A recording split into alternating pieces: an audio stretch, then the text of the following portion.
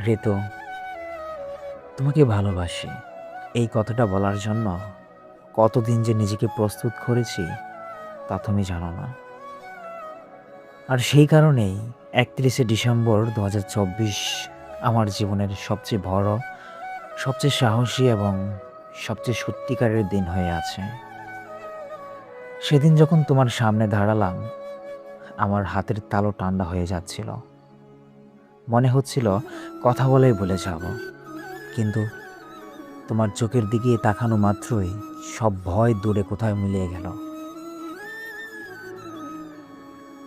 আর তারপর আমি বলেছিলাম, ঋতু, আমি তোমাকে ভালোবাসি, সত্যিই ভালোবাসি। সেদিন তুমি যেভাবে চুপচাপ দাঁড়িয়ে আমার দিকে তাকিয়েছিলে, সেই মুহূর্তটা আজও আমার হৃদয়ে খোদাই করে লেখা হয়ে গেছে। সেদিনই বুঝেছিলাম আমি শুধু ভালোবাসিনি, আমি তোমার মধ্যে আমার ভবিষ্যৎ খুঁজে পেয়েছি। আজও সেই দিনের কথা মনে পড়লে আমার শরীর কেঁপে ওঠে, কারণ ওই দিনটাই আমাকে শেখায় ভালোবাসার সাহস থাকলে জীবন বদলে যায়। ঋতু, তুমি শুধু আমার ভালোবাসা না, তুমি আমার সবচেয়ে নিরাপদ জায়গা, যেখানে এসে আমি নিজের সব ভয়, সব দুঃখ গলে ফেলে দিতে পারি। আমি তোমার হাসির জন্য বাঁচতে চাই, তোমার চোখের কান্না নিজের বুকে নিয়ে ফেলতে চাই, তোমাকে এমনভাবে আগলে রাখতে চাই যাতে তুমি কোনোদিন মনে না করো যে তুমি একা।